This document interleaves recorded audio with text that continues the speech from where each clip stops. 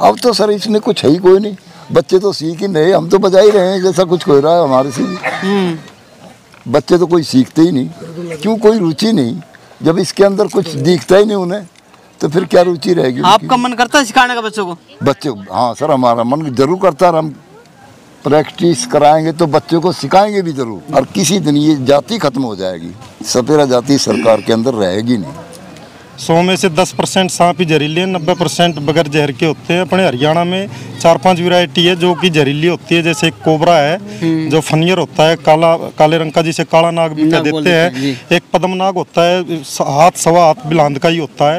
एक कालगंडेज कहते हैं जिसे इंग्लिश में कॉमन करैत भी कहते हैं। वे सांप जहरीले है ज़्यादातर, जैसे कि ईंट पत्थर वगैरह है, कबाड़े में इनमें ये आ जाते हैं। जैसे अब बरसात का मौसम लगेगा, खेतों में पानी भर जाएगा तो ये सांप घरों में भी निकलेंगे, काट भी लेते हैं। जहरीले सांप होते हैं, इनका कोई झाड़ फूक है?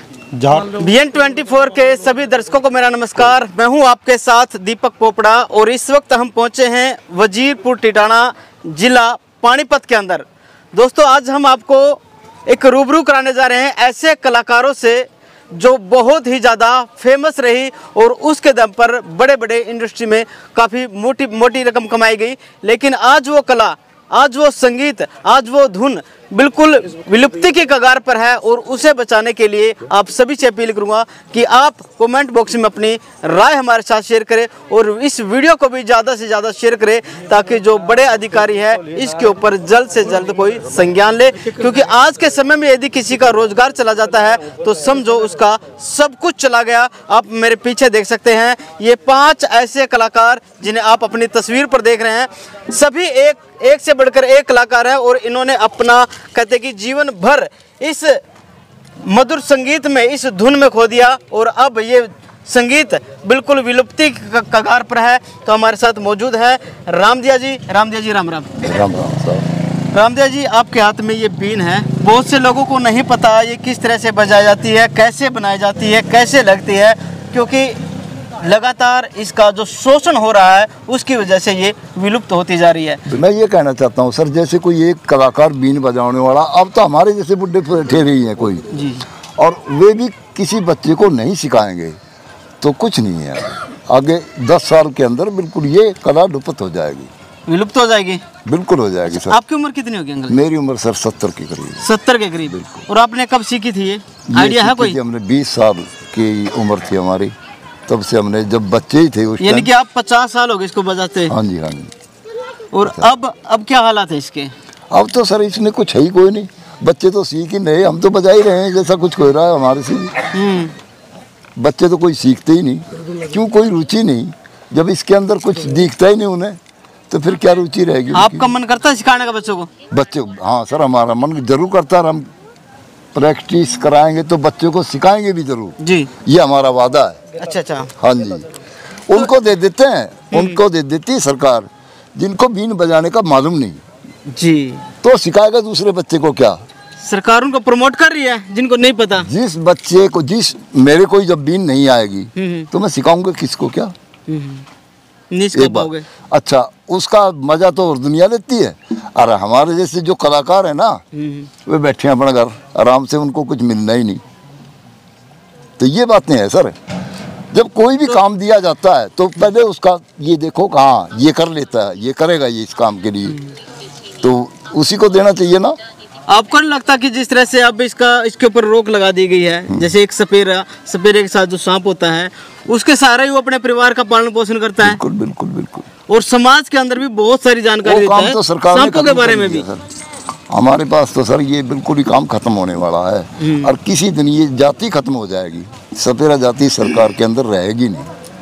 फिर उसको बचाने के लिए फिर बाद में प्रयास करेंगे है जी। जब ये खत्म हो जाएगी तब प्रयास करेंगे। जब प्रयास करेंगे, जब कुछ रहेगा नहीं तो फिर क्या करेंगे? जो कला हमारे पास थी ना जी, और जो हमारे बुजुर्गों के पास थी वो कुछ और थी, हमारे पास तक भी कुछ और है और हमारे से नीचे उनमें भी कुछ परिवर्तन जरूर आएगा, उनमें कुछ रहेगी नहीं, आगे चले ही जाएंगे बस जयराम जी की।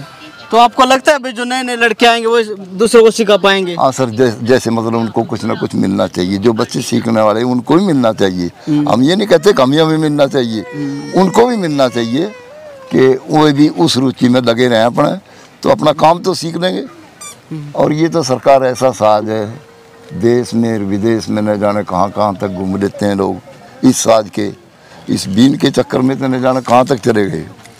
पूरे तो इंडिया का भ्रमण कर लिया सर हमने। अच्छा जी। पूरे इंडिया का, और बाहर विदेश तक भी हुई है।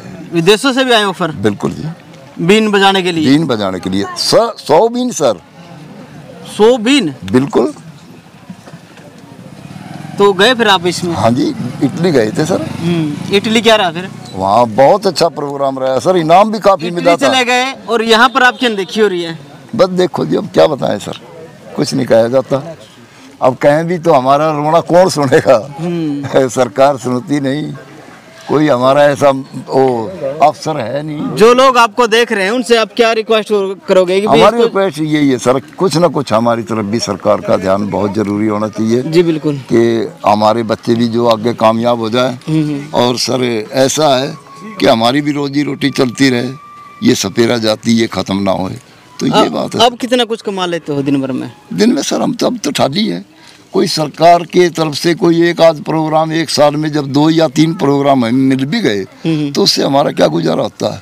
साल में 1-2-3 प्रोग्राम बस यही होता है सर।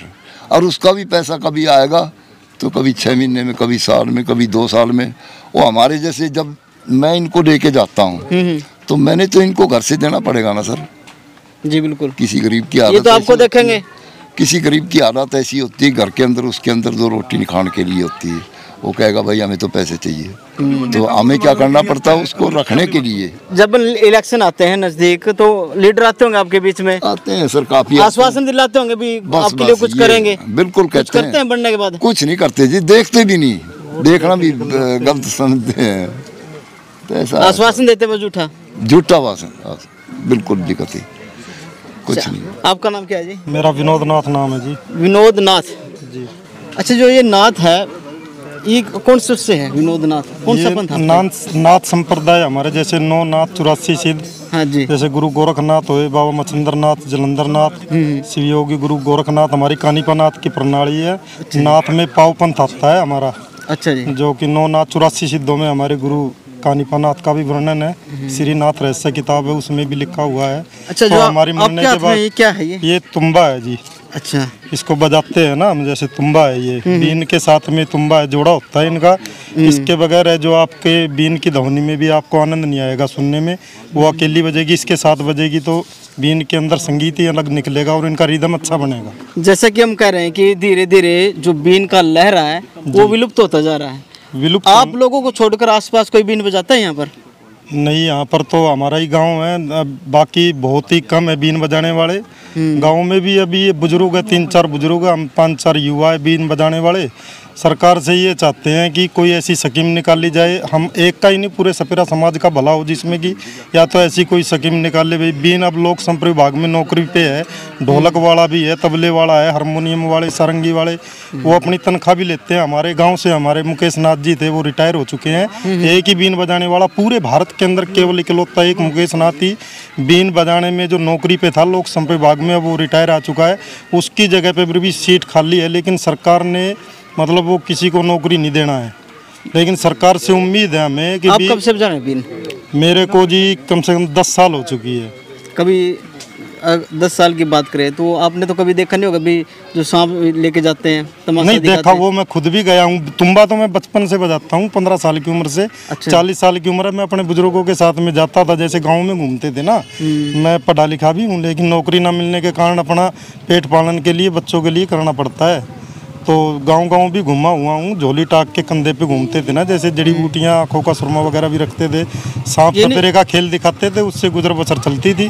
गुजर बसर भी, और समाज को मैसेज भी देते थे, सांपों के बारे में जानकारी देते थे भी कौन सा सांप खतरनाक है। क्योंकि आम लोग देखते हैं भी सांप देखते ही सोचते हैं जहरीला है, दस्त में मर जाते हैं जी। सभी सांप जहरीले नहीं होते हैं, 100 में से 10% सांप ही जहरीले हैं, 90% बगैर जहर के होते हैं। अपने हरियाणा में 4-5 वैरायटी है जो कि जहरीली होती है। जैसे एक कोबरा है जो फनियर होता है, काले रंग का, जिसे काला नाग भी कह देते हैं। एक पद्मनाग होता है, हाथ सवा हाथ बिलांद का ही होता है। एक कालगंडेज कहते हैं, जिसे इंग्लिश में कॉमन करैत भी कहते हैं। वे सांप जहरीले है ज़्यादातर, जैसे कि ईंट पत्थर वगैरह है, कबाड़े में इनमें ये आ जाते हैं।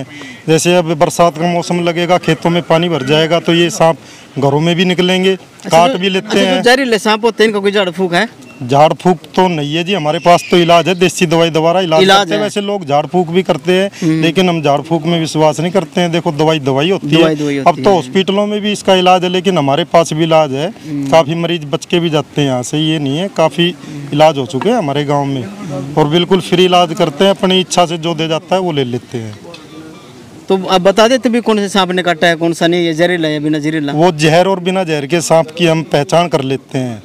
जैसे सांप नहीं, यदि किसी मरीज को सांप ने काटा है तो कैसे पता चलेगा इस जहरीले ने काटा है? उसको पहचान होती है। जैसे सांप ज्यादातर हाथ या पाँव में काटता है, तो उसका है जो माचिस की तिल्ली लेके जला के लगाओ जहाँ पर सांप ने काटा है। अगर जहरीले सांप ने काटा है ना, तो आपको आँच नहीं लगेगी जलने की, दर्द नहीं होगा, चीस नहीं होगी। ऐसे उसको चूटी टाइप भर के देखेंगे तो उसको दर्द नहीं होगा, क्योंकि वो हिस्सा सुन हो जाएगा। और जहर, हाँ, वो मतलब खून को है ना, फिर अंदर धीरे धीरे ऐसे जहाँ भी हाथ या पाँव में काटेगा धीरे धीरे दिल और दिमाग पे जहर जाता है इनकी। हाँ, अंदर से ये गले को पकड़ लेगा, जैसे फांसी लग के इंसान मरता है, गला घुट जाता है, तो इस प्रकार इंसान मर जाता है। सांस लेने में तकलीफ। कुछ सांप की दस्त लोगों को मार देती है, भाई काट गया सांप, दिख गया चूहा, वो चूहा काट गया, दिख गया सांप, तो ऐसे घबरा के जो दस्त में भी काफ़ी लोग मर जाते हैं। तो इसमें डरना नहीं चाहिए। इसका इलाज भी अब तो डॉक्टरों के पास भी है, 2-3 घंटे का तो टाइम मिल ही जाता है।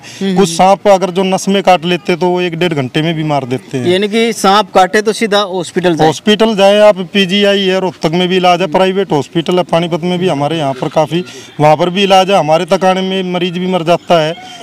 अच्छा, आपने वो कहावत तो सुनी होगी कि भी कई बार गलती बड़ों से भी हो जाती है। जो ये फैसला लिया गया सपेरों के, खासकर सपेरे समाज के लिए, तो आप इससे कितना गलत मानते हो?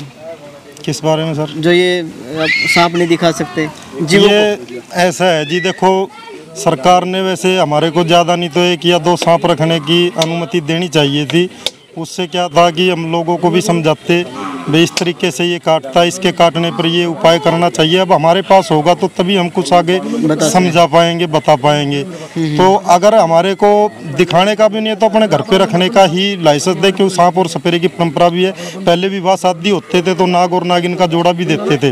अच्छा, शादी में। अब है ही नहीं है तो देंगे कहाँ से? वन्य प्राणी जीव जंतु पे बैन लग गया है, तो उसके क्या कह सकते हैं सर?